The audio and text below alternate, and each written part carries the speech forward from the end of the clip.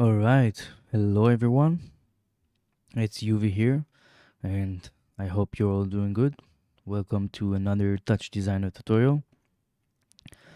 First of all, I want to thank to all of my supporters and my Patreon uh, by supporting me and giving me the motivation to study more and develop more components to share with you. I really couldn't do it without you. So thank you so much. So I'm really excited about this tutorial. I'm gonna show you the volumetric geo component that I've been developed for almost over a year, I believe. So this geo basically allows you to render, which with just a normal render, volumetric scenes that are stored inside a 3D texture.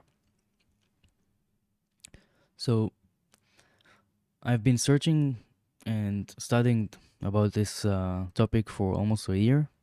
I think I started by wanting to render some 3D clouds inside TouchDesigner. So I want to tell you about a bit about the background, how I study, and maybe to give you some resources to study by yourself. Because I'm not going to get inside the component and the code and everything.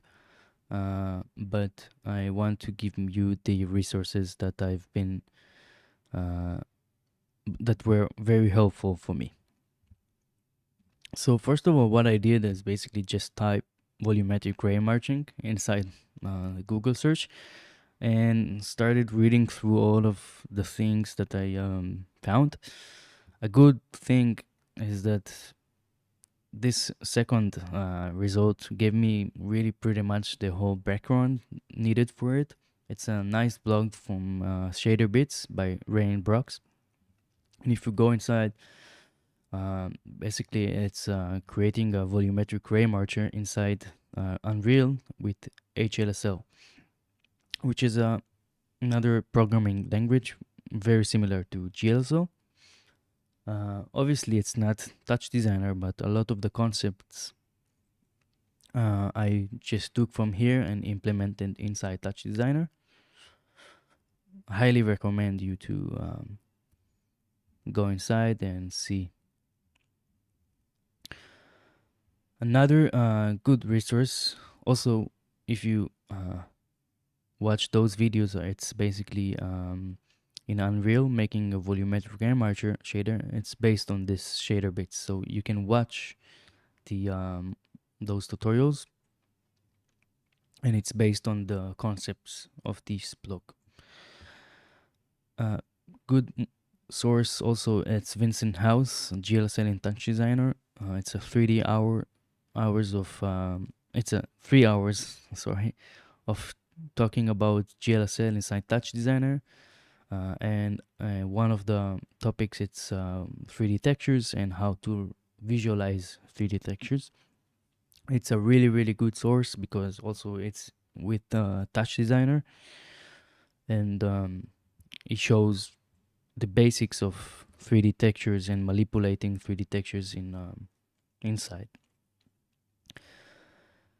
And a really good source also is Joseph Felt's Patreon page. Joseph Feltz is also doing a lot of volumetric ray marching and 3D texture visualizations. He recently developed the T3D toolkit, which basically it's a new type of operators that allows you to manipulate 3D textures. And also, he recently uploaded a volumetric ray marching project file, which is a really good source to understand how to build your own and about the concept of ray marching. Um, for this tutorial, or generally, if you want to use and render 3D volumes, I highly recommend you to get the T3D toolkit from Joseph Patron. I'm going to be using this also in this tutorial. I won't be able to share any projects that contains those operators. You can see them over here. Um, it's very convenient to use them because you can see here in the OP create dialog have the 3D operators, and I can just drop them. So very basic operations with 3D textures, like adding, multiplying, and creating some uh, shapes, and many operators that are basics and more complex are inside this toolkit. So yeah, before Joseph created this toolkit, I needed to do it my own, so I did. But when it's packed inside like this menu, this dialogue, and it's really convenient. So highly recommend you to get it. All right, so enough talking, and let's get inside and explain you how to use the component and create some nice scenes like this one, and also uh, this nice foggy, which is foggy bubble, or I don't know, which is based on the tutorial that I've done, which you can also get it or watch it in my YouTube. It's using the T3D toolkit, but this time here I'm rendering it with my volumetric ray marching. So yeah, just you can follow along this tutorial later, and instead of rendering with the T3D surface, just I will show you how to render it with my volumetric geo. All right, so let's get into a clean new project. All right. First of all, what I want to do is because it will be much more easy and fast to explain stuff, I'm going to drag the T3D toolkit in my project, just like that. And you can see now the small button over here, which is T3D. And if I press tab, I can go to the OP dialog and see that I have the toolkit. All right. Next, I'm going to my palette, and I have in my VRM, which it's volumetric ray marching.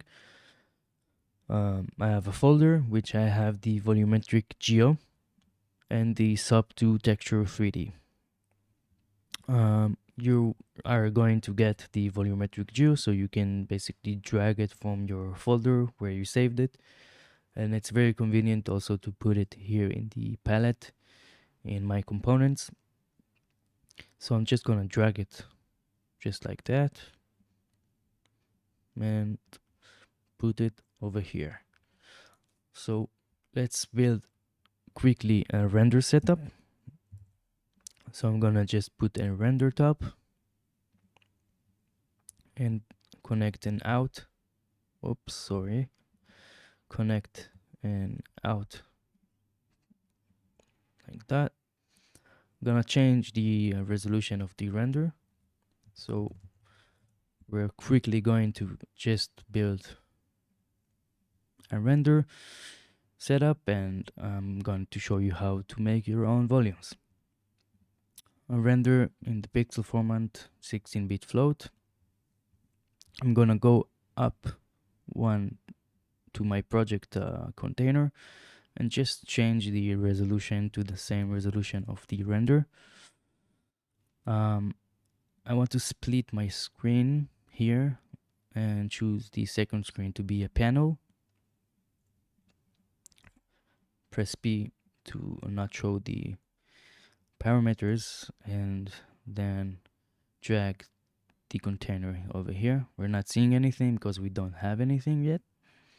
Let's go up also, and in the panel I want to toggle the left, middle, and right and the mouse, so I could basically create a camera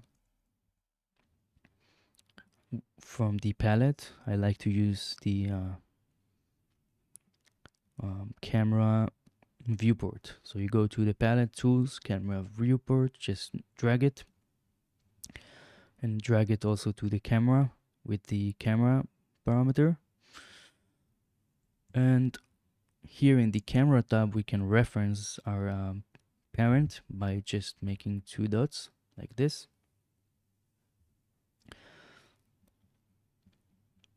Alright,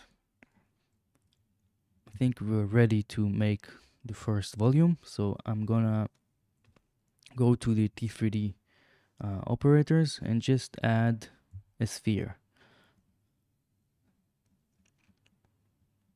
First, I'm also going to add a constant chop. Let's call it res, and this also res, and make the resolution of the 3D texture 256 for now. Think it's good enough. And just in the comment tab of the sphere, reference the resolution, and also change the pixel format to 16-bit float. Now I'm going to connect the sphere into the Volumetric Geo, and as you can see we have a sphere, and if I press H I can reset the camera, and I can move the sphere if I press the panel, but you can't really see it moving. Or moving, yes, but rotating you won't see it because we don't have any shadows. I also want to be able to auto rotate, so I'm gonna go to the camera and just toggle on the rotate too, auto rotate. So we have a sphere, okay, but we want also to have some shadows to see it better. So we're just going to add a light like this, and a null that will be a lookup for the light like this.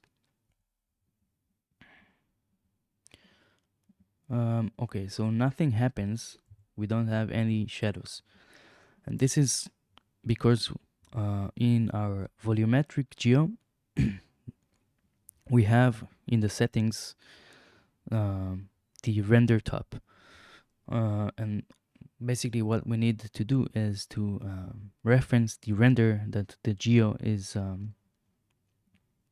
also referenced here inside the Volumetric Geo. So this is something that a regular Geo doesn't really need, but yeah, this is how the Volumetric Geo is working like. So you just can drag it over here, and you will see that we have some shadows. Great. And obviously we can rotate and move the light the way we want. Cool.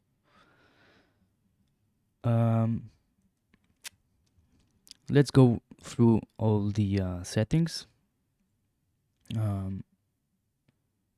So as I said, we have the render top that we need to reference, and also we have a threshold, which normally will keep it like very low, but if I increase it, you can see that the volume starts to squeeze, or the surface is getting much more clear until basically it's going to vanish.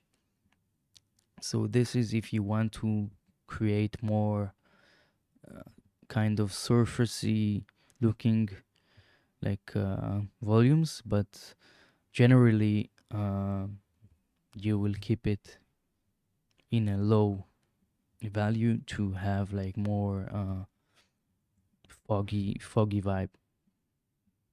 The density strength, so you can see that if you increase it, the density is basically being stronger. Generally what's happening over here is that we have our sphere, which is our volume, and the ray marching is calculating the amount of light that is being accumulated inside the volume. So this is for controlling how much density or how much light is accumulated.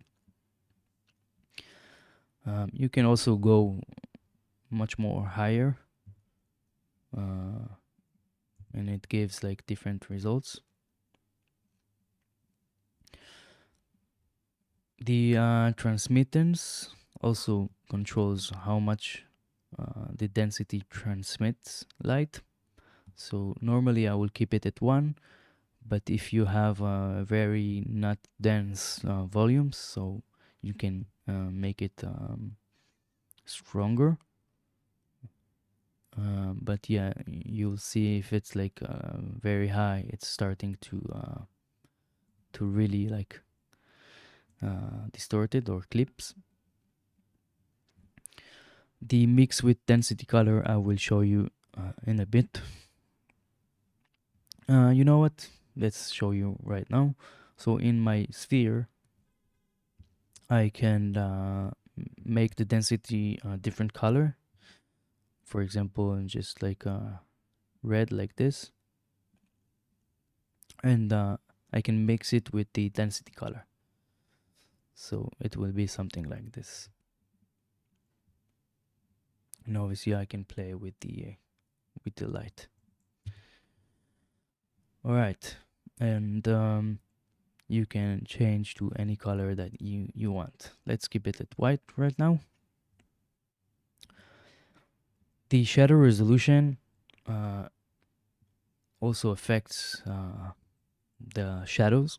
So for a not strong GPU, I wouldn't go higher, but my GPU is really good, so I can increase it, and it's going to I don't know if you can see the difference, but there is a difference, because I don't know, maybe YouTube is compressing, but you will see it. So if you have a good GPU, you can make it higher. Also the max shadow steps, you can make it higher if you want, but I think 16, I don't know if you can actually see the difference here. Maybe if I increase the shadow strength, you will see it. But yeah, if you go low, if you go, yeah, now you probably saw it. If you go lower, so it's affecting also. Let's keep it at 16 for now. The shadow strength, obviously, and you can also do it from the light itself, which pretty much acts the same. The shadow smoothness, it's also something that you can, if you have a good GPU, you can make it higher. I don't know if you will see it, but basically because we're calculating the shadows in a lower resolution than our actual volume, so if I basically increase the resolution maybe, or here in the softness, let's make it like lower. Yeah, I think it's really hard to see it, but if you have a good GPU, it's nice to make it smoother. And maybe for more like complex volumes, make it the shader smoother, it's worth it. Um, the jitter strength. So for like sometimes when I create some nice volumes, um, I want to make the jitter of the array a bit.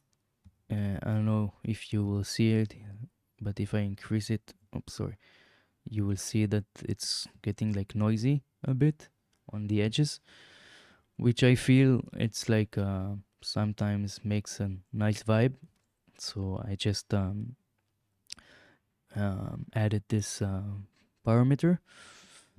I generally will just make it very small like this. And yeah, I think if you will see now the shadows, um,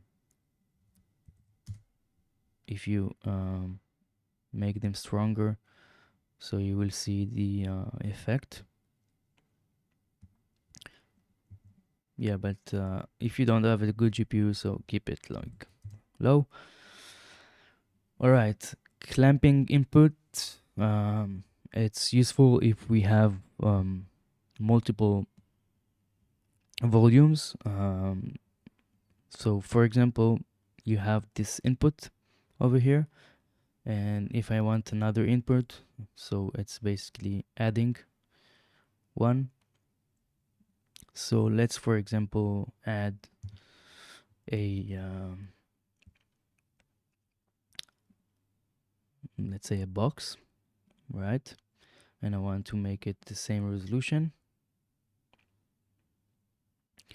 And let's reduce the resolution just for now because I don't want my computer to crash while I'm recording. So we have a box. Let's make it also 16-bit float.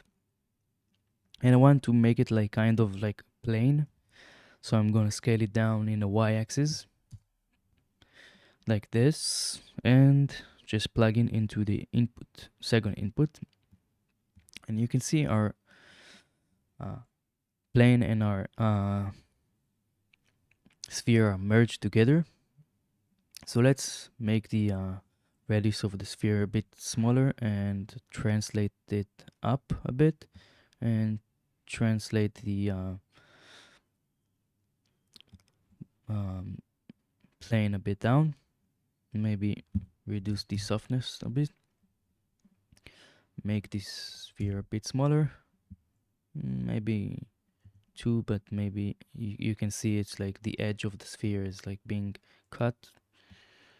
So make it a bit lower like this. So obviously other volumes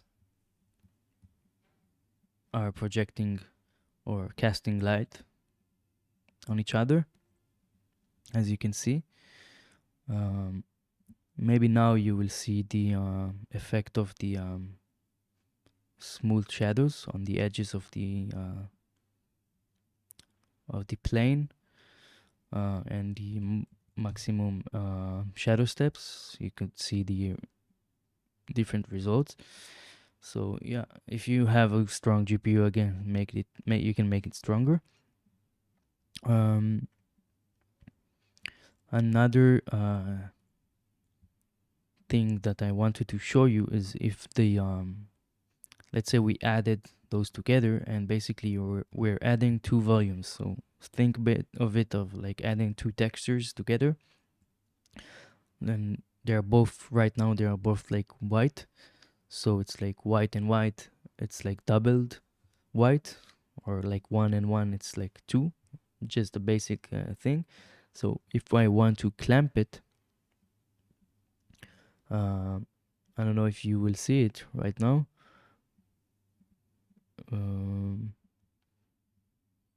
Yeah, you can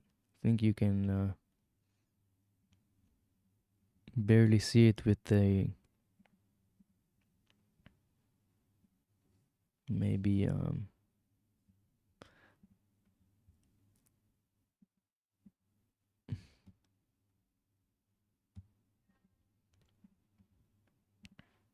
Yeah, it's like really, really, not really, you can't really see it, but you can see it. So look at the edges. If I clamp it, so you can see the difference. Generally, I clamp from just 0 to 1.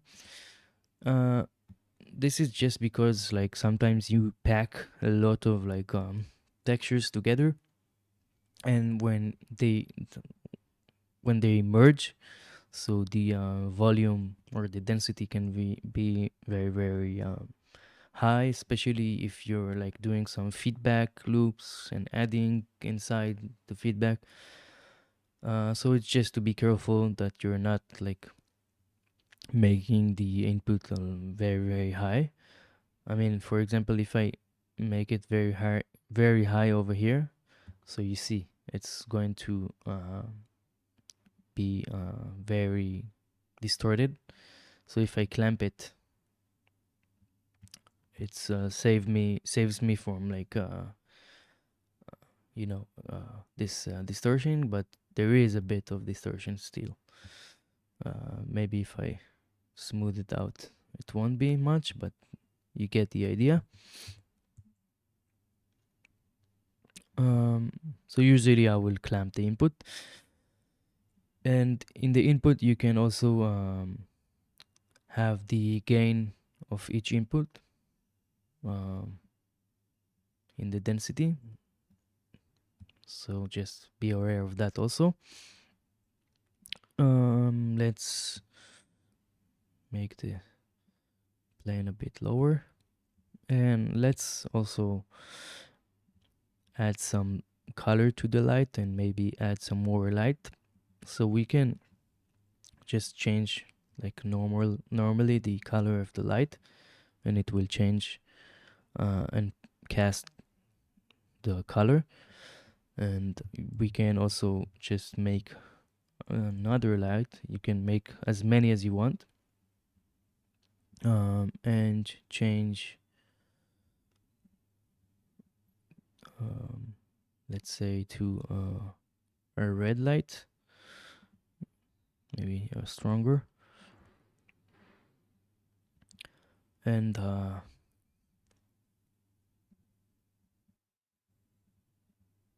yeah, something like this, maybe less shadows, and let's have a third light. Just gonna copy this one and make it blue. And you can see when you add um, the lights are basically added together. Um,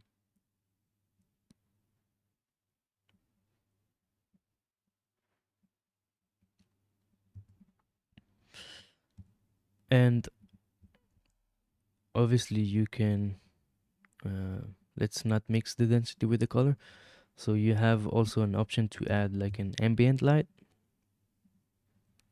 and it's just going to color up everything with the color. So for example, let's like delete all of those, okay? And we have just like a ambient light, so it's going to color the whole volume. And if I have just a normal light,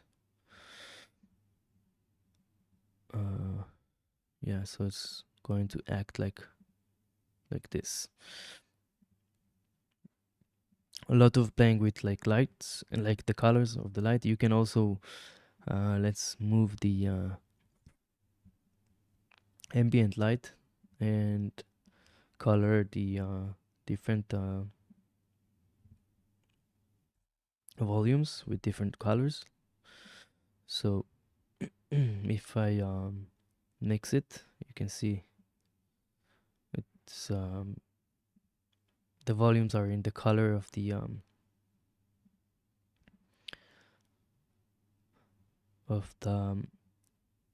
density.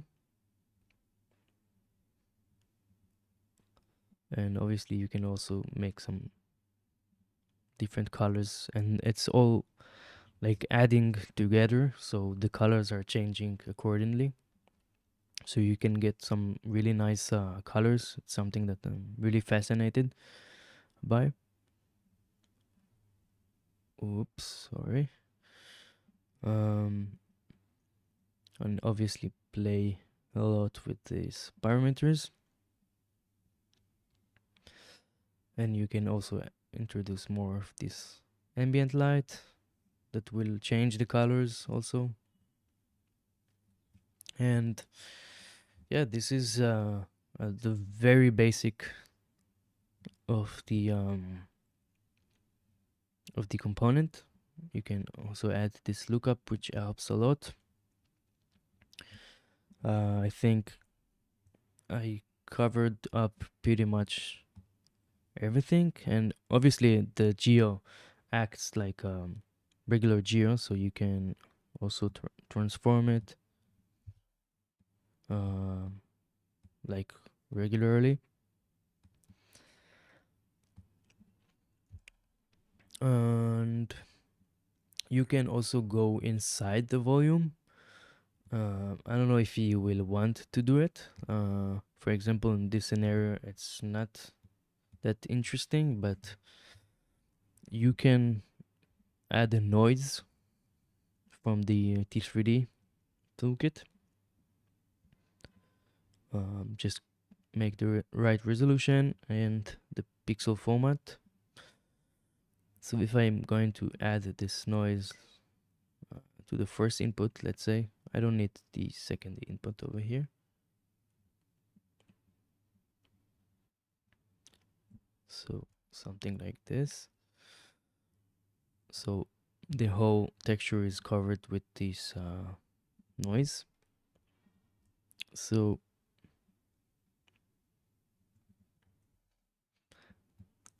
you can basically go inside the volume, and which is really nice to maybe make some nice cloudy vibes.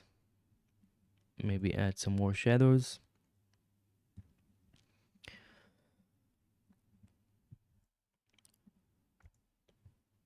All right, so this is it for the basics.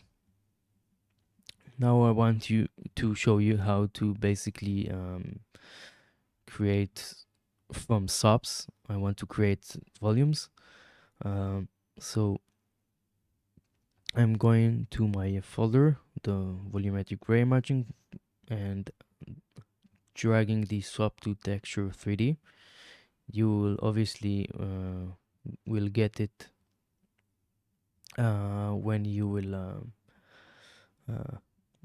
see it in my post on my Patreon, and you can just save it somewhere and drag it. So this component is also like a geo, and it takes a SOP and outputs a 3D texture. This is working well for most of the SOPs, but not all of them. I will try to show you. But what it's working well is for like instancing, for like point clouds. So, um, for example, I want to make a sphere. I'm just going to add it over here. All right, and I think yeah, we need to remove this renderer over here. Sorry, uh, in the renderer over here, I want to reference only the volumetric.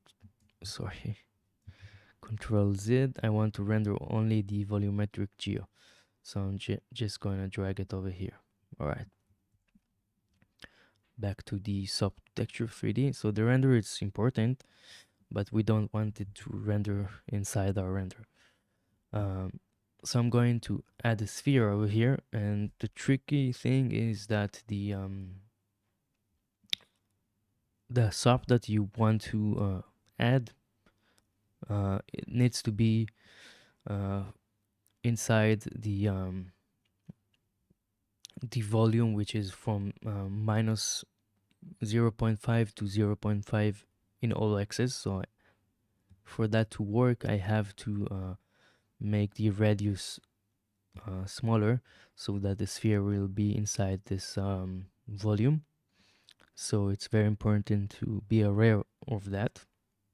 I hope so to find a better solution for it, to render like much more bigger scenes, maybe to add some kind of like normalization of like automatically.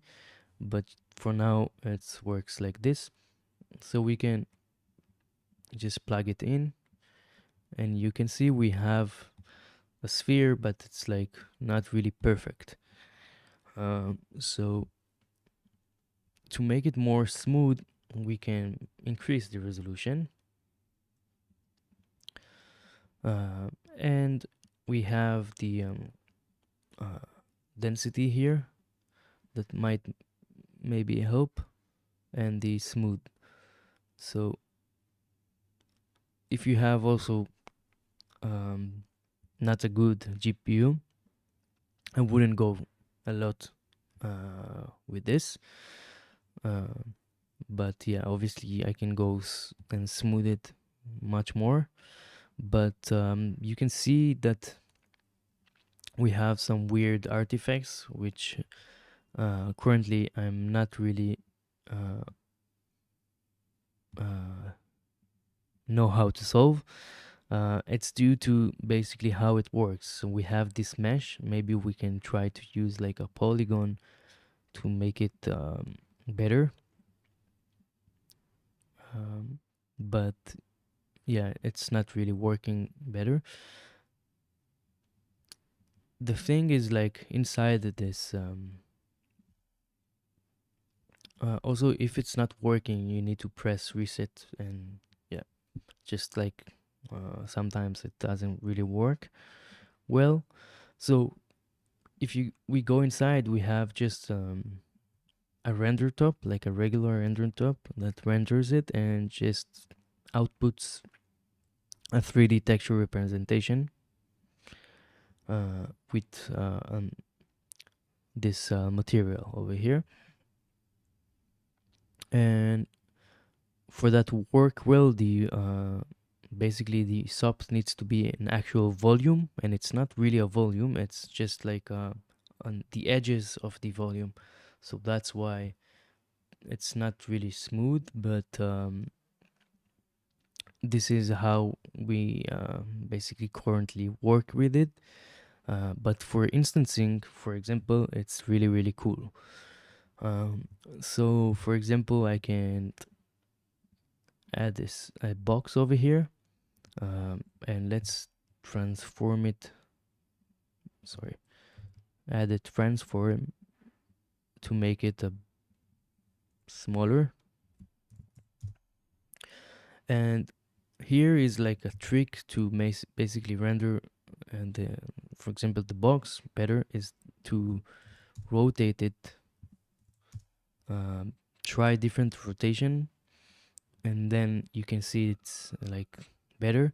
So this is due to how this component works, and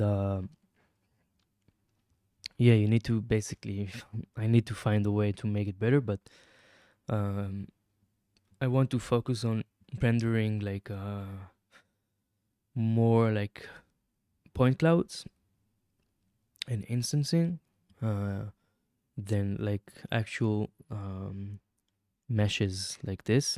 Although you can, like, if I add like a file in, you can render the any SOP basically, but it will have some holes in it.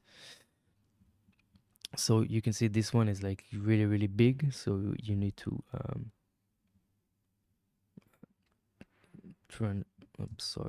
just add in transform like this and make it much more smaller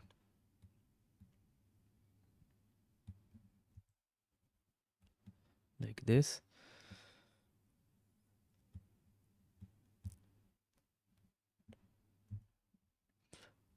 And you have like a teapot, you know, and obviously it's also had have some holes, and it's not rendering this surface. So for that, you can basically try also to rotate it in the x axis like this, and you can see the grid or the plane. So yeah, it's not working 100%, I would say, but it is quite nice. um Obviously you can like add a sphere and animate the sphere. So for example, um let's delete the ambient and make it white and less shadows. So something like this, let's say, and more frequency. So you can just add a noise up. I don't know why it's not showing. Something is wrong, but just add a noise up, and you get some, I would say, pretty nice effects. Let's also add a transform to make it a bit smaller.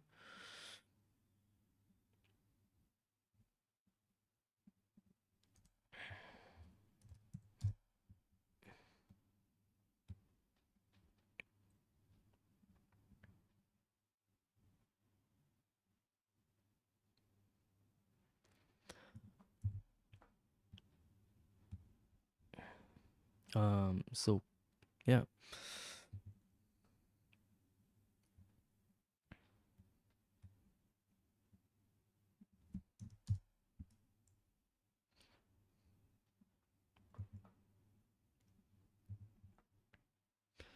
I mean, if you go more high with the resolution, maybe it will work better. But yeah, but what I wanted more to show you is like the point clouds. So yeah, let's just add a box, and I want it to be very, very small, something like this, maybe. All right, and I'm just going to add a noise stop, and let's make like maybe 10 by 10 pixel format to 32-bit float, and not a monochrome. And add just a null over here, and we can toggle the instancing and drag it into the translate OP, and just instance a bunch of small boxes. Obviously we need to offset it like this, I believe. Yeah, and let's increase very high the resolution, and we have a bunch of these. You can go to the geo and just make it smaller, and obviously animate the noise.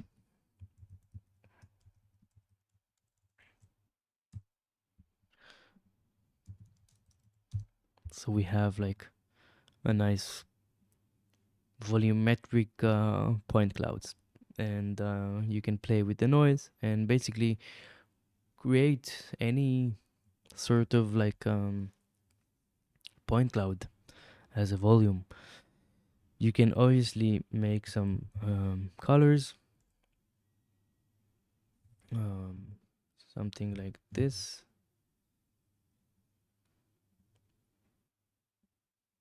Let's see if it will work. So in the second instance in tab,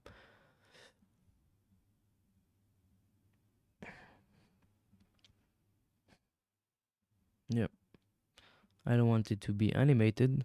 I want it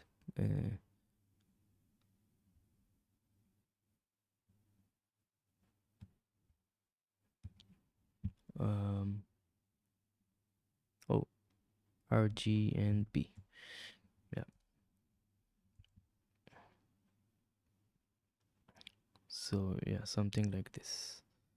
And you have like colorful points.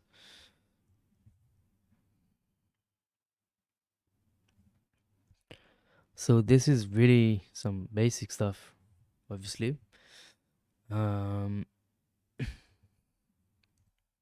and you can be more creative. And if you ever created some nice point clouds or other stuff and other simulations, you can use this sub to textural 3D to render them as like this nice volumetric.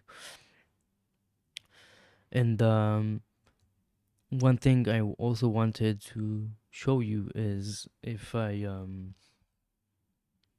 let's say I want to render like just a normal SOP without instancing, so I can just toggle off the instancing and just like a regular box, like let's say, and I want it to be color, to add color to it, but like without um you know without any uh, instancing.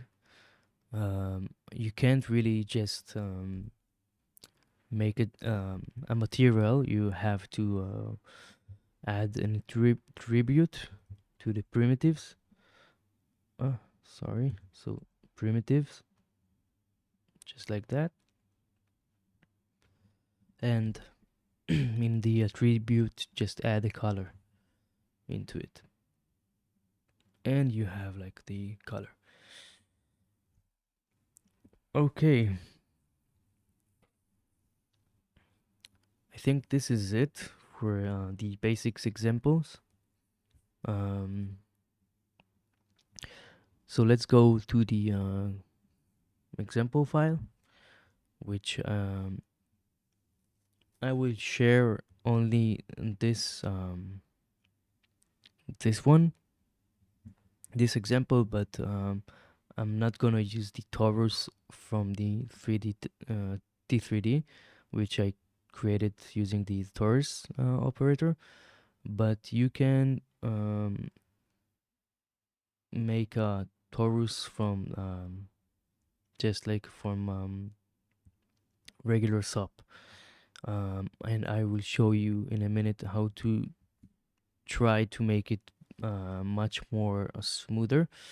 So just to explain what I did here, I have a bunch of like small spheres that are being rendered and instanced um, with the noise and added some colors, and just created like a torus over here with T3D toolkit, and I'm transforming and rotating the torus. It's a very simple system, but it looks very complex. But I really like how the light and the colors are mixed here. So if I wanted to do it like um, without the T3D, so let's just like delete it. Oh yeah, and sorry, I'm going to go back, and what I did also is like added a limit and normalized it and mix it with a cross over here. So this is like with the limit, and this is without the limit, and I'm mixing in between them. Something that I really like to do with volumetrics, and it gives like a very nice lighting effect. So just keep in mind. So if I don't want to use the torus over here, I can use my own torus from using the SOP to texture 3D, which basically looks not bad at all. But how I did it, it's basically I'm instancing small spheres, um, and from the torus, I'm just making a SOP over here, and with a sprinkle SOP, I'm creating some um, points inside the volume, and that allows me to render quite nice volume from it. Here I have a lot of points, so I don't know if your GPU can handle this, but you can see them. If I reduce, you can obviously see the points of the on the volume of the torus. So yeah, don't exaggerate with the number of points, because it's going to be very high on your GPU. But in that case, to make like simple stuff, I'm using the T3D toolkit, which basically creates a torus from the operator, which basically it's a bunch of code inside of GLSL. Another cool stuff you can make, it's like a feedback loop also with the T3D toolkit. So here is like a feedback loop on the torus. So those things you can't do with SOPs. So that's why I really recommend you to get the T3D toolkit. For the volumetric ray marching, these are the parameters that I use to this, and yeah, so you will get this example without the T3D, but it will be something like this. Obviously, you can go higher with the number of points to make it smoother. All right. For the second example,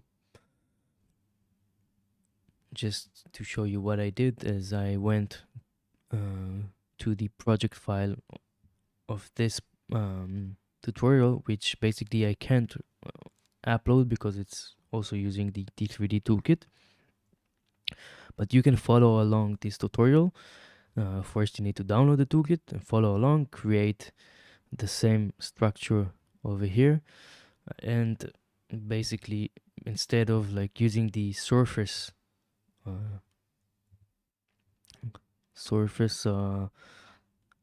operator of the toolkit, which also rendered this like like a surface, you can plug it into the volumetric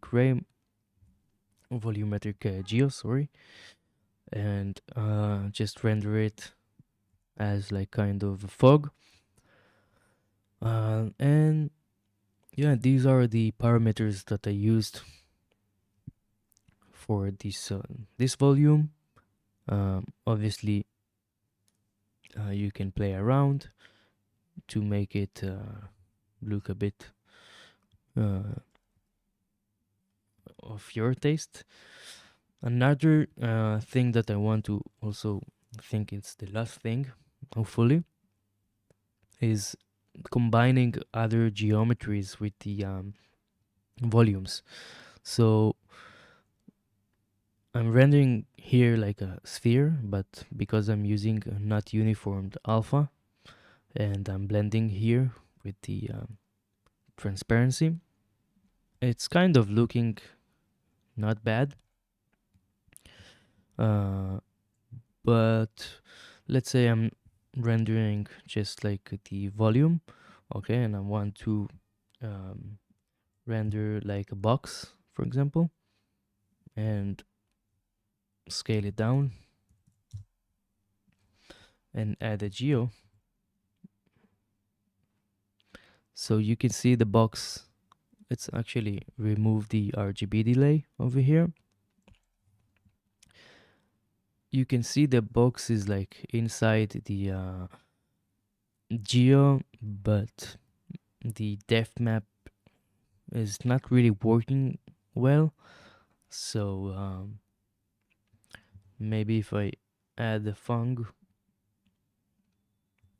and make it like transparent, it might help. But currently, what I want to say is that the volumetric geo, and other SOPs or other geometries not are not working well together regarding the depth. But in this example, when I'm using this sphere around it, it works well because the sphere is not inside the volume. But yeah, this is something that I hopefully will um, fixed fix soon. Yeah. For the rest of the this system, I just added like a RGB delay and just like a luma blur with this ramp that I flipped the colors over here, make it circular, and extended left black, so the edges of the sphere are a bit blurred. That's it pretty much. And yeah, I'm doing like simple lighting over here, and also an ambient light that also makes like a nice bluish color. um yeah, so for creating this, again, you need to follow along this tutorial.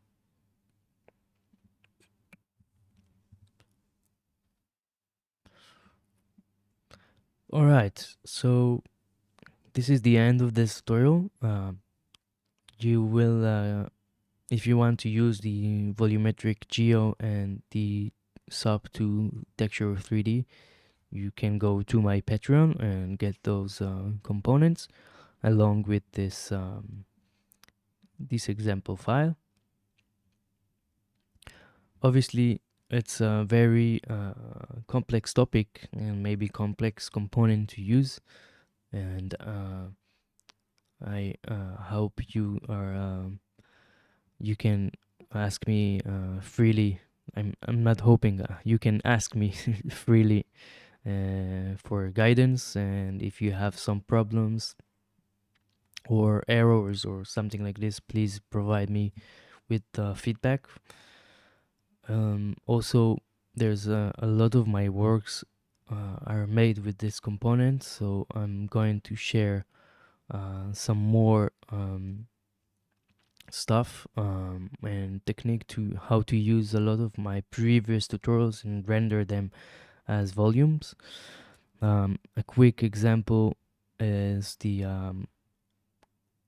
component that I'm working on, the Flow 3D, that I will be showing in the next tutorial very, very soon. Um, so, um, you can plug it over here, and this is like a fluid smoke simulation that I will really share really, really soon.